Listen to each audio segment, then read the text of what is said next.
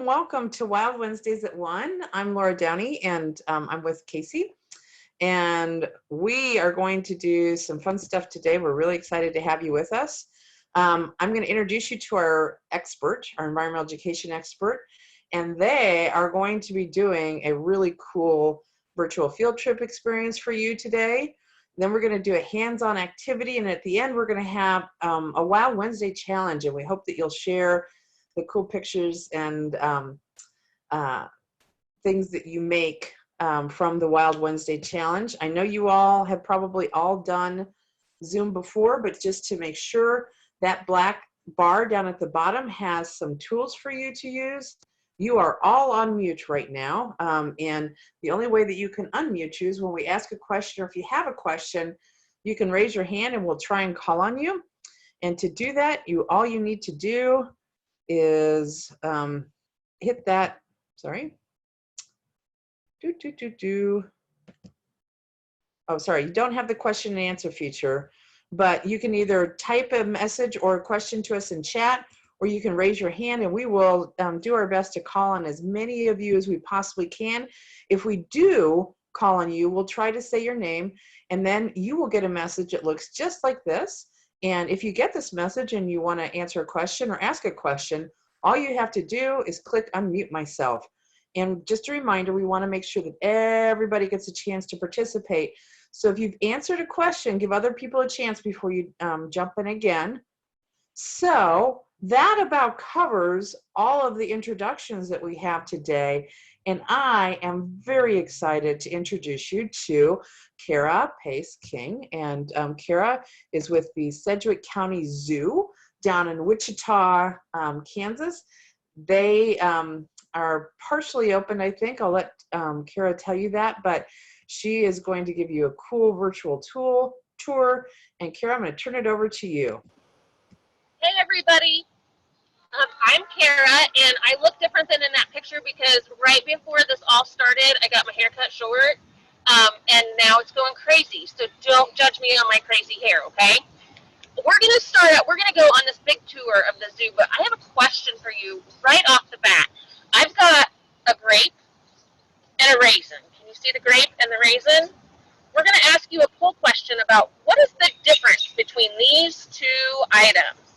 So Laura's going to put that poll question up for us.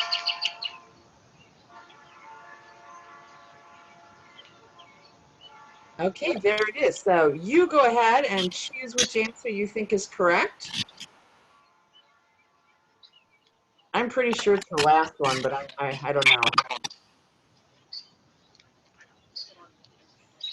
Looks like we've got a few people who voted. We'll wait just a couple minutes more, a couple seconds more to get people voting.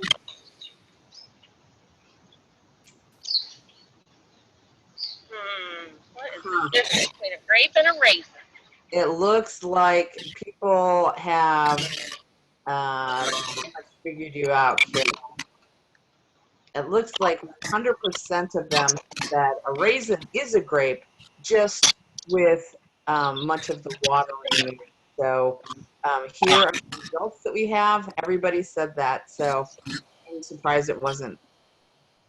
It wasn't great. This is a little before we started, and Laura and I both feel like raisins may be a little shady. They masquerade as chocolate chips, and then you take a bite, and that's not what you're getting. But raisins do have a place, especially in animal diets.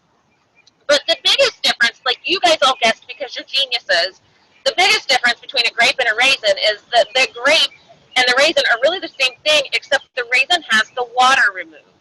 And you can see how fundamentally different these two things are with that water being removed.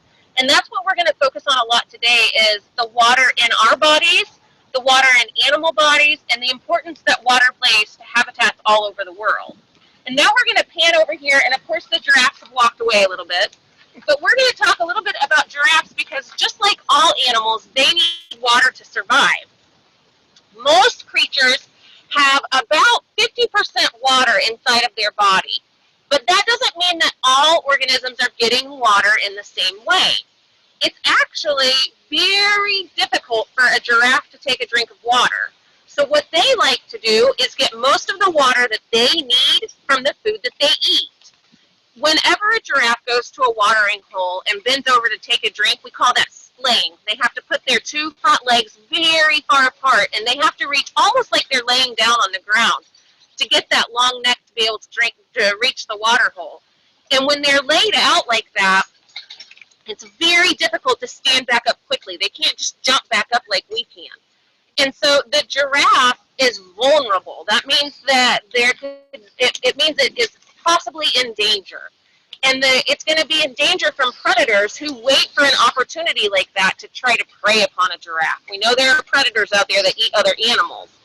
So they prefer to get as much of the water that they need from the food that they eat. And in the wild, giraffes like to eat acacia leaves. And acacia leaves are full of water. You can see the giraffe right here right now is eating dried grass. But we don't worry about them getting so much of their water from food at the zoo because we offer them drinkers.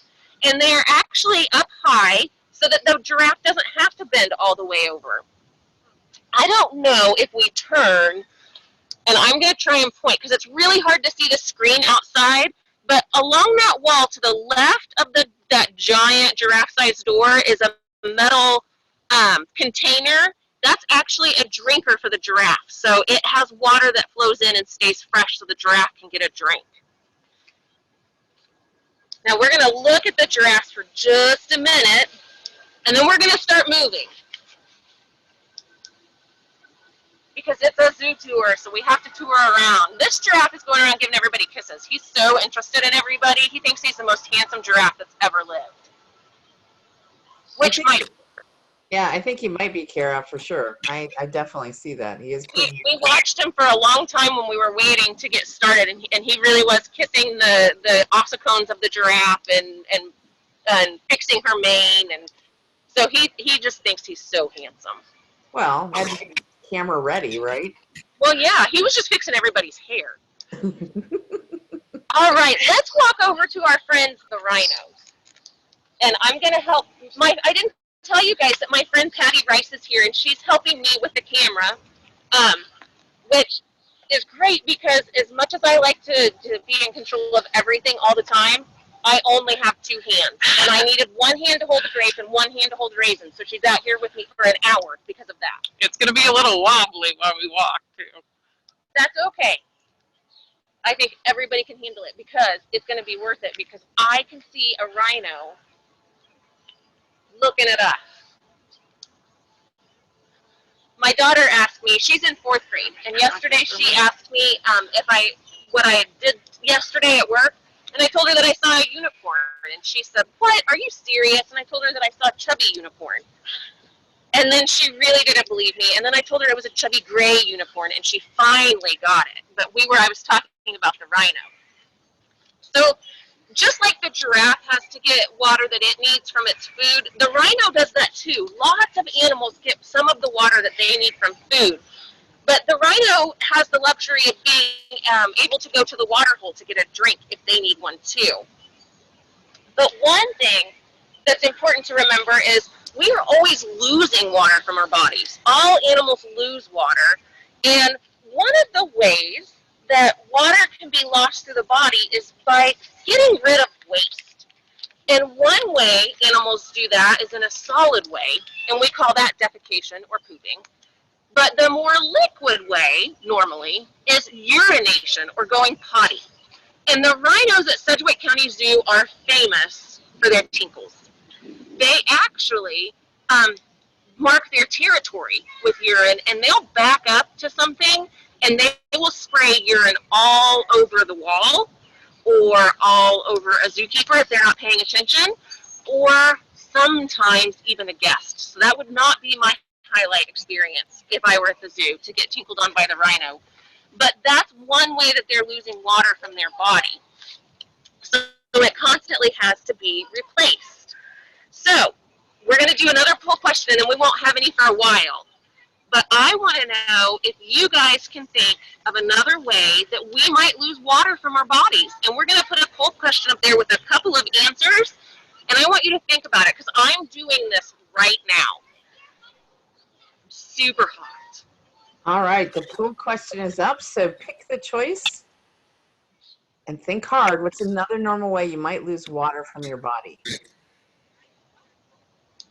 Famous tinkle. Yes, Ashlyn, that is funny. And Kara, while they're voting, have you ever gotten tinkled on by the rhino?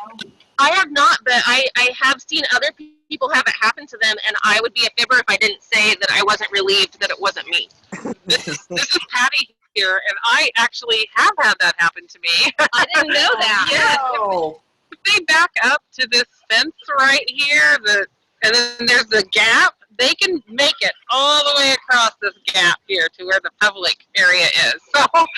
So beware if the rhino backs up to the fence. You should move back. that's unfortunate, Patty. I'm so sorry for you. Yeah, it was a learning experience. Did you have to go home and shower after that? Yes, stinks. I did.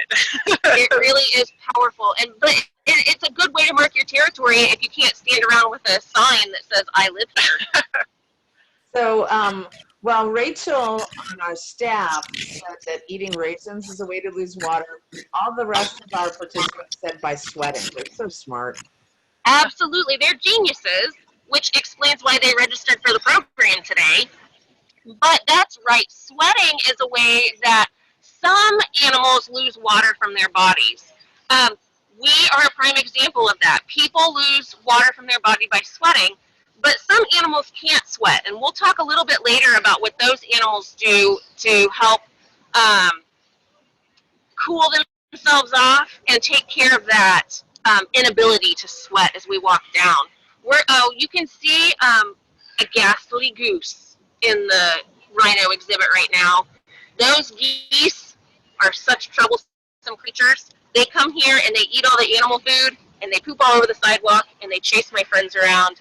So when we see geese, we always try to see where they're nesting to discourage them from being here because they're freeloaders. They don't pay any rent. So we're going to walk around here. I was hoping to see a rhino eating, but I don't because it's nap time. They've had their lunch, which was probably their breakfast. We have 2 rhinos at Sedgwick County Zoo, and we hope to have rhino babies someday, but we do not now.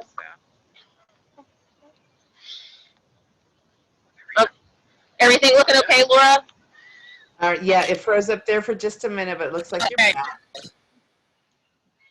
So there's that rhino taking a nap. Oh, that goose is brave. Now, rhinos don't see very well, so they don't tolerate much. They pretty much consider most things a threat because if they can't see it and don't understand what it is, then it could threaten them, their survival. And so they will generally charge at things that seem threatening to them. Hey, Carol, last week we talked about threatened and endangered species. Can you talk about rhinos? Yeah, the black rhino is a critically endangered species. So the thing that is most dangerous for them is, well, there's 2 things. One is habitat loss. So they're losing space. There's nowhere for them to go. And the other thing is they're actually being hunted for their horns. People don't want any part of their body to eat or to use for anything else. They just want the horn, which they grind into a powder, and some people believe makes medicine, but science does not back that up. There is nothing about a rhino horn that would do anything for you medically. It's better to go to the doctor and get a real prescription than try to take rhino horn, because really the only creature that needs a rhino horn is a rhino. There's a lot of really brave park rangers and a park ranger in Africa is vastly different than a park ranger in North America. The park rangers in Africa look more like soldiers because their job is dramatically more dangerous. The poachers know that they can make a whole bunch of money from that rhino horn. So they're willing to take chances and even hurt people. So those rangers have to protect themselves. And I really think that those park rangers in Africa are some of the bravest people on the planet. That would be a very dangerous job for sure. And the role that zoos play with critically threatened and endangered species, can you talk a little bit about that while you're... The rhino is actually a famous part of that whole story because we participate in something called species survival plans. We call them SSPs because we shorten everything. But the species survival plan actually makes sure that there are animals being born that are nice and strong and healthy, so that one day, maybe we hope that maybe one day we could release animals into the world. But one thing that we're coming more and more aware of is that there's no place to release those animals. So we are doing a lot to make sure that they have genetic diversity, which means that the things that make them them are all very different from each other. And that means that it helps us keep from all looking alike. We don't all want red hair. We don't all want brown hair. We want to have a lot of diversity or a lot of differences. And we want these individuals to be as different as from each other as possible too. So we work very hard to find just the right mom and just the right dad and introduce them, which also means that lots of animals move from zoo to zoo depending on where their boyfriend or girlfriend might be. So we spend a lot of time planning that. I don't, but there are experts that do. They spend a lot of time planning that out and working on things to make sure that when the animal does move, they're as happy as possible. So we do a lot of training, and then they get to just do their natural behaviors. That's cool. Sorry, the birds are going crazy behind us. They are. So BP and AP said that park rangers are heroes, and we sure think they are. Are you ready to move on, or would it be okay if I asked a question while you're walking, maybe? Sure, that's great. I love to talk, so keep me talking. So if you have any questions and you want to raise your hand to ask it, go ahead and raise those hands up, and I'll call on folks. It could be maybe about the rhinos or the giraffes that we've seen so far. All right, I'm seeing questions from our folks on, oh wait, there we go. All right. AP and BP, go ahead. What's your question?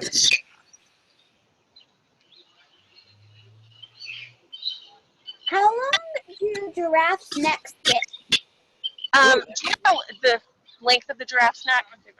I think they're about 6 to 9 feet tall, long.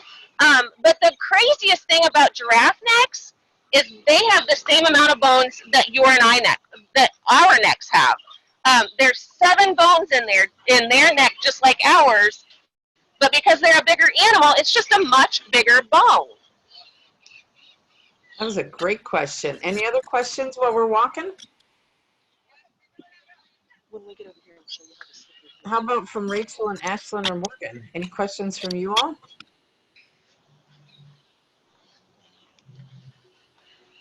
All right, I have a question then, Kara. All right. If I wanted to be like you and work in the zoo and teach people about animals, what would I have to do in school? What would be good things for classes for me to take in school? Did you get your hand in there? Okay. Well, reading is always good because you're always doing research, because scientists are always coming up with new and interesting ideas and theories. So you need to stay on top of that, and you need to be able to read. Math is also really important. Math, and I'm finding I was one of the kids that said, I'll never use this math when I grow up.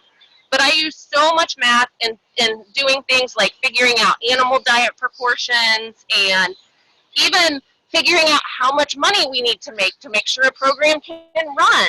So there's a lot of math that goes into it too. So I would stay really strong in math and in reading, and that's going to give you a foundation. And then on top of that foundation, you can add all kinds of natural sciences like biology and botany, and if you like bugs, entomology. All of the ologies are going to be good for this career. The funny thing is I didn't go to college to be a zoo lady. I went to college to be one of those park rangers here in North America where it's not so dangerous. But sometimes life leads you in a different direction, and here I am at Sedgwick County Zoo getting to learn new things every day. Like these hippos. Yeah. These hippos are awesome. Hippos are the most dangerous animal in Africa. I'm glad they're up here sleeping because we can see them a lot easier. But you know that hippos spend a lot of their time in the water.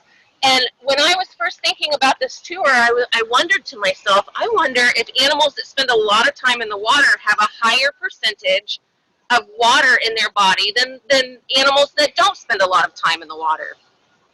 But what I found through my research and my reading is that those animals that spend a lot of time in the water don't have a higher percentage of body water. They have about the same, and most mammals are between about 50 and 75% water. And we'll talk about that a little bit more too. But you can see these gals, Pudgy and Sweetie Pie are their names. They are taking their afternoon nap. And so hippos don't sweat like people. So in order to stay cool, they spend a lot of time in the water because that big body can overheat easily.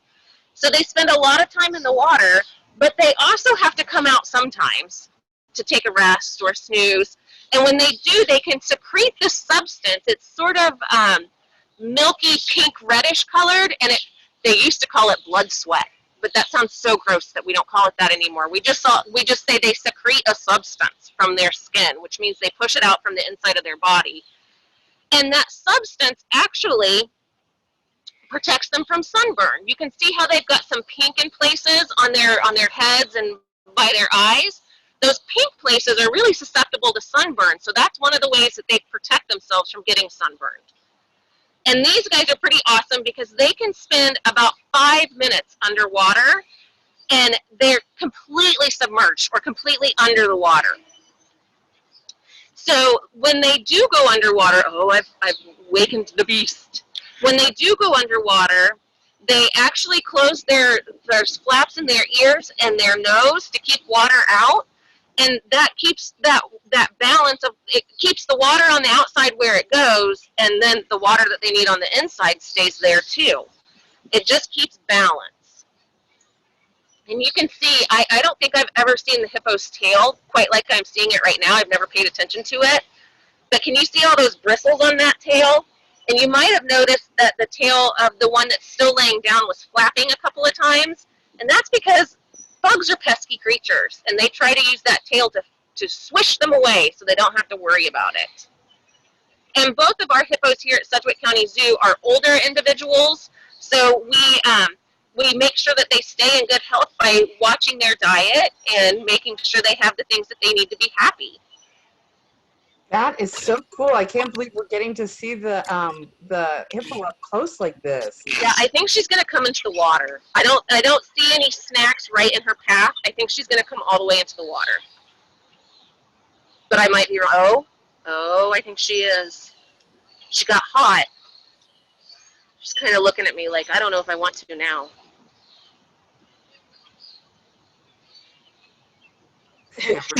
She knows we're talking about water today. Come on, buddy. Are you scared? Oh, that feels so good. Sorry, I have a dumb animal voice that I use all the time. It's okay. It's hard not to. That is so cool. I don't think I've ever seen a hippo. Oh. And when they go in, did you notice she didn't float on the top? When they go in, they sink to the bottom, and they use those big feet to tromp down on the river bottom. So they're actually walking on the bottom, and they'll bounce back up to the top. That's so cool. Any questions for Kara about the hippos? We did have one about the rhinos. Oh, okay. Back. Ren wanted to know if how old rhinos can live to be. How old can a rhino live to be? I do not have an exact number on that, but if you let my brain go for a minute, I will get back to an exact number on that, which is code for I've got to Google it on our website. No worries. Well, we can Google it too. I don't remember numbers very well. That's all right. I don't either. I don't remember numbers. I remember things. Yes. All right. Are you guys ready to move to the next stop? Oh, I thought we had a hand up, but I guess not. All right, I guess so. Yes, we're ready to move. Oh, Rachel looked it up to 50 years for a rhino. May not be cooperating with us today, so I've got some extra stuff packed in a bag if they don't cooperate. And you'll have to excuse us. We've only been open to our members for a couple of days, and we keep seeing friends that have missed us, so we've been saying hi to them as they come by. Were they preschool family? It was a former preschool. Yeah, family. so we have a preschool at the zoo that my daughter went to. And Shanae, my boss's sons, went there. We do a lot of really cool outdoor stuff with them. All right. We have another question too, Kara. So I don't know if you're going to be able to answer this one because it's a number one again. Do you know how old hippos get to be and how long they live? Well, those hippos are in their 20s and they're older. So I'm going to guess that we are probably 30. I mean, they're going to max out around 30. Because it's going to lay back down in just a second, I'm going to very quickly jump on the painted dog bandwagon. These are African painted dogs, and these guys are pretty awesome. And this one that I'm looking at now has his tongue sticking out just a little bit in the front. I don't know if you can see that on camera or not. It's so cute. But these guys, actually, some of them do like to swim. And so people wonder why we have a moat as a barrier, that water-filled channel. And the reason we have that is because of the way it's built. The dogs, even if they wanted to go for a swim, couldn't climb up the other side. And so they might come down and like grab a drink or look at the fish or try to get a duck, but they're probably not going to spend any time in the water. And these guys sleep a lot because they eat meat. And so that means that in the wild, they don't get to eat every day. So when they eat a whole bunch. Well, it takes a whole bunch of energy to digest a whole bunch of food. So they sleep a lot in between meals so that all of that energy can go into digestion. Do you guys realize that there is a recommended amount of water for humans to drink every day? It depends on who you talk to, because I learned that just about every resource out there says a different thing. But you should talk to your grown-up. I bet they know about how many cups of water you should drink a day.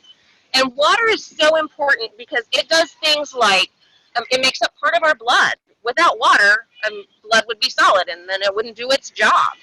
And it cushions our joints so that we can run, jump, and play and explore outside.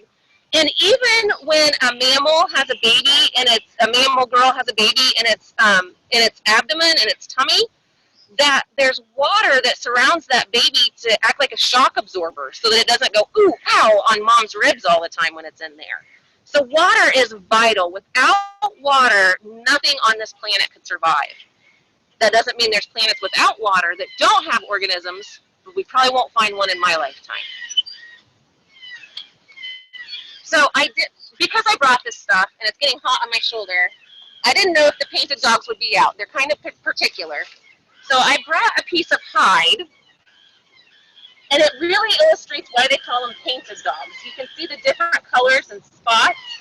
This gives them great camouflage as they're trying to hunt, and they're cooperative hunters. So they go out in a group, and if they were all bright pink, it would be really easy for other animals to see them. But these brown colors break up their shape and help them blend in with the grass so they can sneak up on something and get as close as they can, and then they start to chase it. And they work together as a group to chase that animal and hopefully hunt it. And then one of the things that I think about painted dogs that is so cool is when they do get something to eat, if there are pups back at the den site, they will actually take food back to them, and they don't swallow it all the way, but they keep it like midway between their stomach and their throat, and then they regurgitate it when they get back, kind of like a bird. So they have a special kind of baby food for those babies. And no, we don't have any baby painted dogs at this time, and no plans to do any breeding because we just don't have space right now. I was going to say, when you were talking about that before, I think we all think that like zoos are cool places so that we can go and see and learn about animals from all over the world, but it's also really important.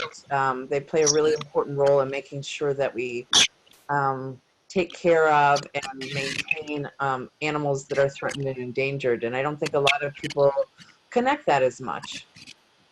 Well, and zoos also do important conservation work. They go out, and conservation is saving at least part of something so that future generations can see or use or be able to enjoy something. And we do lots of conservation work at Sedgwick County Zoo through species survival plans. We're conserving the animals, but we also work to do things like conserve habitats. We sent people to Australia to go plant trees so that cassowaries could have habitat. So conservation is really important. That's cool. I have a question for you if you don't mind. Okay. All right, let's see. Go ahead, AP and BP. Do you have a question or something you wanted to share? Why are they called dogs? Are they really dogs? Oh yes, they're a member of the dog family. They're a little different than the other members of the dog family because they have 4 toes, and the other dogs have 5 toes. Gosh, I hope that's right.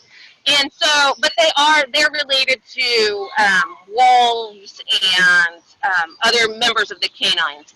A lot of people think that they are hyenas. I hear kids all the time run up and be like, "Oh, there's the hyenas," but they actually are quite different than hyenas. And hyenas do most of their get most of their food through scavenging, but hunted dogs get most of theirs through hunting. Oh, awesome. Ren has a question. Go ahead, Ren. Are the wild dogs boys or girls? There's one boy and one girl, and I would have to get them to stand up and look at them right side by side to be able to tell you which one is which. I think the boy is the one behind the log, flicking his ears, and I think the girl is the one laying in front of the dog. But I'm not in front of the log, but I'm not 100% sure. Great That question. was a good question. All right, you better keep moving. We can walk and talk. If you have any questions or you want to ask about something, raise your hand, and while they're walking, we can do that.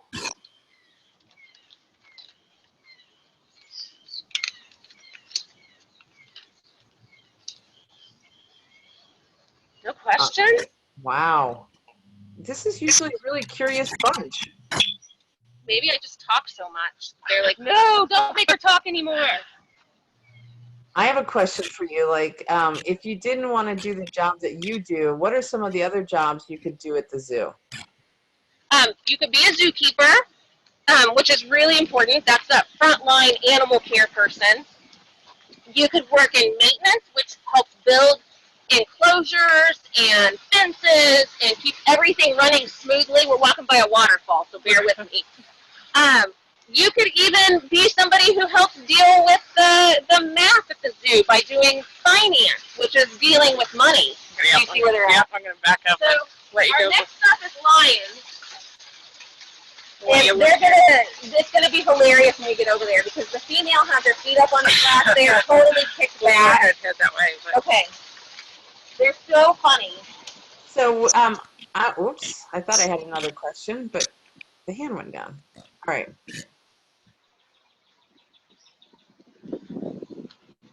Our lions' names are Michael and Kianga. We only have 2 right now because they were cut. Well, they weren't babies anymore. But they moved to other zoos, other facilities to hopefully meet up and make a pair and breed someday. So they've moved on from us. We're going to come around the corner here. We're in a lot of rocks. Yes, we are. Pride of the prairie. Or, I don't even know what I'm talking about. Pride of the plains. Oh my goodness, she is so smushed up against that glass right now. They're right there. How did you do that? Well, I called and asked, and they said sure, which actually is a good point to say that we actually don't make the animals do anything. They get to have choice and control over their daily life. So we just got super lucky that we're seeing. I'm actually going to have to back up and take a picture. We're seeing super smushed lion belly right now. They are cracking me up. It's not every day you get to see them like this. They are just totally sleeping, huh? They are. They're out. And it's like it's the same reason. all members of the cat family can sleep like 22 hours a day. And that's just because they gorge themselves. They eat as much as they possibly can when they get to eat, and then they need that energy to digest it. Now, our animals don't need to do that. They get fed a precise amount of food every day that's been approved by the vets. So this is just their natural behavior, is to sleep, and we don't disrupt that because we want them to do as many natural behaviors as possible.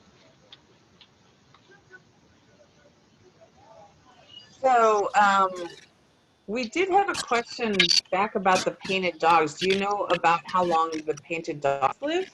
Oh, they're going to be more of like, in a zoo, they're going to be early teens. So, I mean, I think that 10 to 12 is going to be a maximum for them. And in the wild, it's probably going to be more like 8 would be a grandpa. Awesome. So they have a shorter lifespan. And all animals, generally speaking, have a shorter lifespan in the wild than they do in the zoo, because here at Sedgwick County Zoo, we have the 3 best veterinarians on the planet who give great medical care to these animals all the time. And in the wild, you don't have that luxury. You don't get to have medical care and vaccinations. We have a question. I'm going to unmute AP and BP. Go ahead.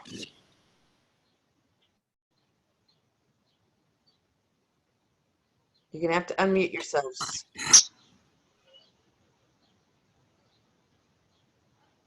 AP, BP. Why do giraffes have spots? Say that again. Why do giraffes have spots? Oh. They have spots. Well, they have spots to help them blend in with each other. They are, usually they are together in a small group, and if a lion wants to eat a giraffe, which is probably a foolish choice because a giraffe can kick really hard and can kill an adult lion, but if the giraffe is together with a group of giraffes, they look like one giant giraffe, and that helps reduce the chances of them being preyed upon. It also helps them blend in with the trees that they're eating from. I know it sounds counterintuitive, which means that doesn't really make sense, but they blend in with the grass, and the light and dark spots blend in with the sunlight coming through the leaves of the trees. That's wonderful. I have another question. So JR and TR, go ahead and unmute yourselves. How long do lions live? Lions are going to live probably 18-ish years, and that's a long-lived lion. Awesome. And you can tell the difference between the boy and the girl by looking at their heads and their necks. And you can see, this is Kianga down here, all cutie cute. I want to touch her toe beans, kind of, but not really, because that wouldn't be a wise choice. And then Michael over here, you can see that fur around his shoulders and his neck. Male lions have that mane, is what we call it, to help protect them from other male lions. Lions often fight over girlfriends. And so the lion knows the best place to bite something and hurt it is right around the neck. Got to stretch, yeah. So what they have that thick, coarse, really tangled hair. If you see it close up, it's tangled. And that acts almost like a suit of armor that keeps another lion's teeth from making it all the way down to the skin. And scientists have also figured out that girl lions, the lioness, feels like the boys that have the darker brown manes are the more handsome lions. Yeah, look at those feet. Aren't they adorable? All right. So a question from McKinley. We're going to want to see. So we're going to move for just a second. Okay. McKinley wants to know why these lions are in the zoo and not in the wild. Well, these lions were born in a zoo. And if they went back out in the wild, they wouldn't know what to do. It would be like an episode of Madagascar. They just wouldn't know what to do. And these lions, their parents were born in zoos, and their parents were born in zoos. I think it's important to note that good zoos do not go into the wild and take animals out unless there is a good reason to do so. And we're going to meet a good reason to do so in just a few minutes as we come around the corner. We're walking to the elephant exhibit. That was a great question. right where I needed them to be. It's like I arranged all this today.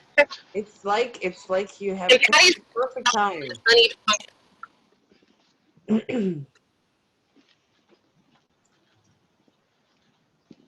So here we come to the elephant. I think elephants might be one of my favorite animals. They're amazing creatures. It's windy out here, so you might get some feedback from that. We're doing. It sounds pretty good. Good. So at Sedgwick County Zoo, we have 6 females and 2 males. And one male, this is him, isn't it? Yes. So this is our male, Johnny, and he's here as part of the species survival program. And we are hoping that he can become a daddy to some baby elephants someday. And he came from, did he come from North Carolina? I can't remember. I can't remember either, but it was a big deal to have him come to us to live with us. It was a big deal to get him brought here, because you can see that's no easy task to move an elephant from place to place. But the elephants at Sedgwick County Zoo, some of them were actually rescued from the wild. We didn't go out and hunt them from the wild. They were living on a preserve where they were running out of food, and they were actually changing the habitat because there were too many elephants for the habitat. And I'm sorry, I got to take off for a second. I had to take my mask off for a second. There was a hair or something in it, so I had to tell Patty what I was doing. So those elephants that lived on that preserve in a place called Swaziland were changing the habitat in which they lived from a grassland to a desert because they were eating everything. And they were changing it, and the people that ruled that kingdom, Swaziland, knew that these elephants were going to starve, and something bad was going to happen. They were not going to be able to survive, and they were also in the middle of the worst drought that they'd had in many, many years. So they knew that the zoos in North America needed some new elephants to make sure that we kept those genetic lines going, and we can talk more about that later if you want. But so we went to Africa along with 2 other zoos, the Dallas Zoo and the Henry Doorly Zoo in Nebraska, and we rescued the elephants. And 6 of them came to Sedgwick County Zoo, and then I can't remember how many went to Dallas and how many went to Henry Doorly, but it was about the same number. But that is one of the very rare examples of us taking an animal out of the wild. And we did, and they really were in the wild anyway. They were in a park that had boundaries, and they had used up all of the resources that were there. So we had a question, and the question was again, how many females and how many males do you have? We have 6 females and 2 males. And this is the big male of Johnny that you see right here. And then the other male we have is named Titan, and he's much smaller and younger. Yeah, he's the other one in this yard over by that rock. That's cool. So a question for you from APMBP. Go ahead. How big do elephants get? Thousands of pounds. They get to be, I think that he is in the 7,000 pound range. I don't know. I'll have to look it up, and maybe we could post something about that, Laura. Yeah, definitely. You can actually look up their weights when I get back and send them to you, so you know how. Gosh, he's so big. So you know how big they are. He is actually so big that we had to go back and change the way some of the stuff was in this exhibit. Yeah. The wall wasn't high enough to keep him in. So the wall was very high, but they had to go back in and add these cables that you see going along the top because he was too tall. So the females are much smaller than he is. And he's still a young adult. He's going to get a little bigger and heavier. And so how do the elephants get water? You talked about the giraffes having. That's a good point. Elephants, they actually eat a lot of leaves and tree bark, so they get water from that. But one of the great things about being an elephant is you're the biggest animal on the block. So there's not a lot of other animals that are going to try and hunt you if you're an adult, healthy elephant. So they can walk right up to the water hole and get a big drink. They do protect the babies when they go and the older elephants, but they use their trunk to pull water up into, and then they do not drink it through their trunk. They squirt that water into their mouth. A lot of people don't realize that the elephant's trunk is actually a specialized nose. So if they pulled water all the way into their nose, into their trunk, that it would go in their lungs, and that's one place you don't want free water to go. Yep, I've accidentally done that when I've been swimming. Too. I've also laughed so hard that I've made milk come out of my nose, which also hurts. That's so cool that he's gotten so close. Thank you. They're pretty happy to have us back, or have the guests back. They think that we're very interesting creatures. All right, we're going to keep walking. Any questions for Kara while she's walking?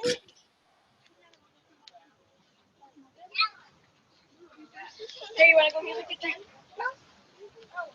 Ashley said she wished she had a trunk and could drink water like an elephant, but I think that could be messy. River hog is in the water. Oh, and I really almost forgot to talk about him. This is a red river hog, and they're called red river hogs because they live by rivers and they're red, not because they live in the Red River, which is in Texas. But they spend a lot of time in the water. We may be able to get him up close and hear him smacking that. They spend a lot of time in the water eating aquatic plants, and you can almost hear him smacking that. I think he's eating moss, but it cracks me up. I know the Cincinnati Zoo has a red river hog that gets to go on walks around the facility when they're closed. But this one, he stays here and hangs out. And the coolest thing I found in all my research about the amount of water animals have in their body is the pig is the one that has the male that has the least amount of water in its body. And they only have about 50% of their body made up by water. But most mammals are really between 60 and 75%. So we had a question back with the elephants. Sorry about that. We were wanting to know how much does an elephant eat in a day? Like how many pounds of food do they eat in a day? Do you have any idea? Hundreds. They have to consume a massive amount of food. They have to eat a whole bunch of food because they're not very good at breaking it down, which means they poop a lot every day. We're talking, from our exhibit, we're taking probably 2,000 pounds of poop out a day. So like cattle poop a lot too because they eat a lot of food. Yeah. Yeah, the grass is just really hard to break down, so they do their best, but they have to keep that system moving so they can keep getting fresh grass to try to break down. Ashton said that's a lot of poop. Yes, it is. It's a lot of poop, and each one of their poos can weigh, 40, 50 pounds. So if you ever see an elephant zookeeper, check out their biceps. They are strong. That's actually a point to say, if you want to be a zookeeper, being physically fit is important because it is a very physical occupation. That's true. I hadn't thought about that. Oh, look at that. My dog will do something sort of like that for an ice cube in her water dish.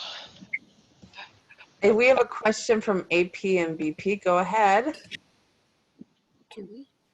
You asked. Do they have the tusks? The Red River hogs or the elephants, sweetheart? Red River hogs. They have, well, kind of. Not as big as warthogs, but they do have, well, we scared it up. All of the members of the pig family can have tusks. They're just not as pronounced.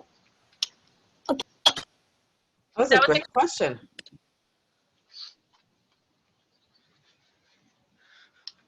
So do you know why their bodies are less water? I couldn't figure it out. I couldn't find anything that made rhyme or reason. That I wanted to do either. Maybe one So of we're our getting ready to go on a really long walk. all the way over to Naganda Island. What time is it? Oh, I don't know if we're gonna make it. So we're gonna go down by the elephants here and see if any are on the side. Maybe one of our smart kids can research why the Red River hog is only 50% its body's It's not just the Red River hog, it's all members of the pig family. Huh. Okay. I'm counting on you smart folks out there to help us figure this out, because now we're stumped.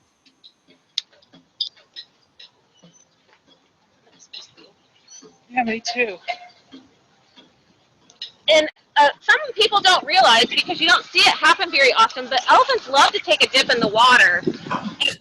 Well, not one, but the biggest water feature is what we call it, that we have at Sedgwick County Zoo, is the pool elephants.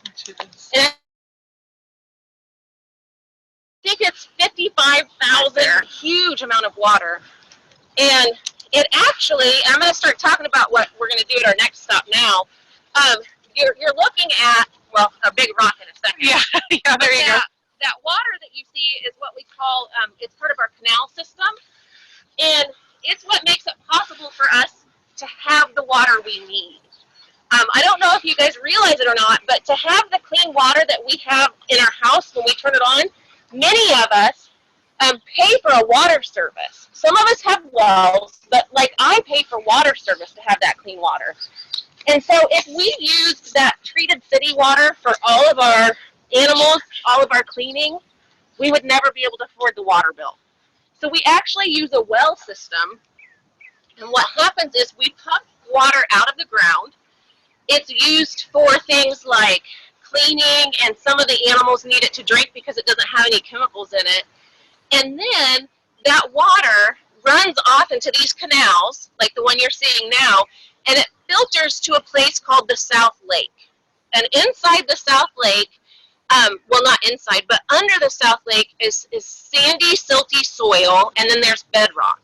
And the water drips down through that sandy, silty soil and that bedrock, and the whole time it's doing that, it's getting cleaned. All of those particles of poop and food and things that get washed into the canal get filtered out, so that when it gets to the bottom where the groundwater is, which is kind of like an underground lake, kind of.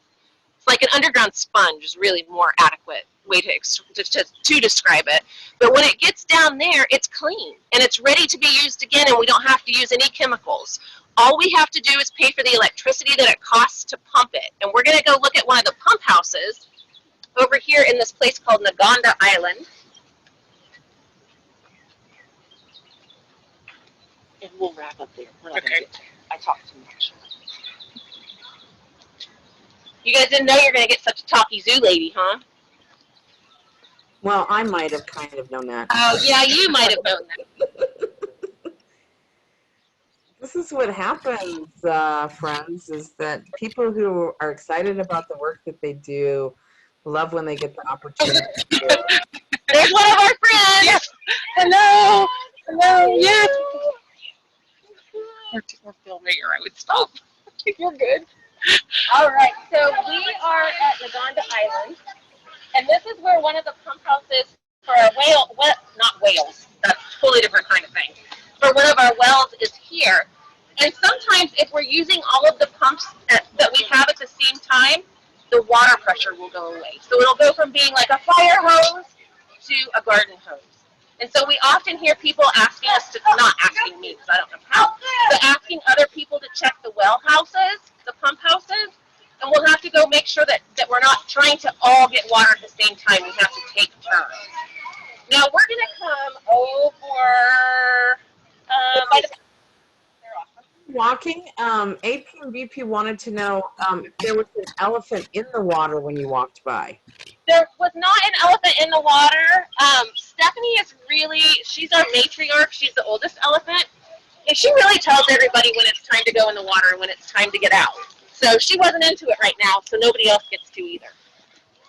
That's funny. So they have a boss, huh? They do have a boss. And she took that job very seriously and immediately when those new animals got here, when those new elephants got here. So she's done a great job. So guys, oh, I smushed my paper. So what we're gonna do now is I need everybody to get their piece of paper that we asked you to get. And don't worry if you don't have it, you can put this in your brain to do in a minute. And something to write with. And then I want you to draw the shape of a person. It does not have to be perfect. And the reason it doesn't have to be perfect is because I tried a whole bunch of times to make one and got frustrated and copied this off the internet. Because that's how I roll. I talk good, but I don't draw good. So what we're going to do, you guys are going to let me know when you have your figure drawn. So we're going to watch the pelicans for a minute while you guys get your figure drawn. Yep, it's, raise your hands up when you're ready. And again, it doesn't have to be perfect, just an outline of what a body would look like. Yeah, don't be like me and get frustrated. It's a silly thing to get frustrated over. So, I don't see any hands up yet. Hey, Kara, FYI, we're about 2 minutes here. I know. Okay. So do you want me to show them what to do next? Yeah, maybe. Okay. So after you have your figure drawn, the next thing we want to do, can you see it okay? Yep. Is we want to shade the amount of water we think we have in our bodies. And I happen to know how much we have in our bodies. About 70%, which is about 3/4. Which I am now remembering that I had a pie chart sitting on my desk to show you what 3/4 look like, and I forgot to bring it. So what we want to try, and so that's not going to help you very much, but what we want to try to do is figure out how much of this is almost 3/4. And again, I try to do things too perfectly. I actually had a ruler out earlier, and I was trying to break it up in these very precise sizes. And then I thought, you know what? 3/4 is really right about here. So draw your line right, under the shoulders, a little above the armpits. And then what you're going to do is you're going to color that in. And that represents how much of your body is water. Oh, I love the color. So you guys can do that. We're really short on time because we spent so much time with the animals. But I think what's going to happen now, correct me if I'm wrong, Laura, is I'm going to turn it back over to Laura, and she's going to have a challenge for you to finish. Is that right? That is correct. All right. Well, ladies and gentlemen, thank you so much for being with us today. I hope you had a fun time because I know we did. Yeah, we super want to thank Kara and Patty for taking us around the zoo and helping us check out all of the animals that we got to see today. That was so fun and so exciting.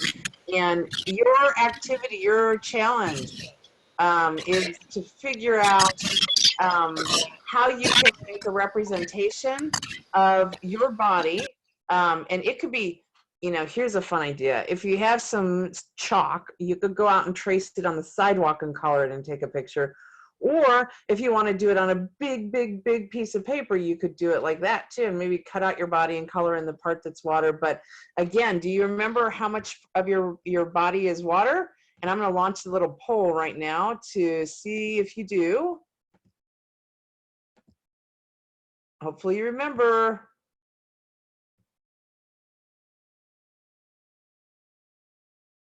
Oh, and it looks like folks are going to have to get going. But yes, you're right. About 70% or 3/4 of the body. So we hope that you will continue on and share with your Wild Wednesdays with us so that we can see you too and see what you did with your drawings, whether it's on the chalkboard or on the sidewalk with chalk or the drawings you just did now. Email them to us or send them to us via social media.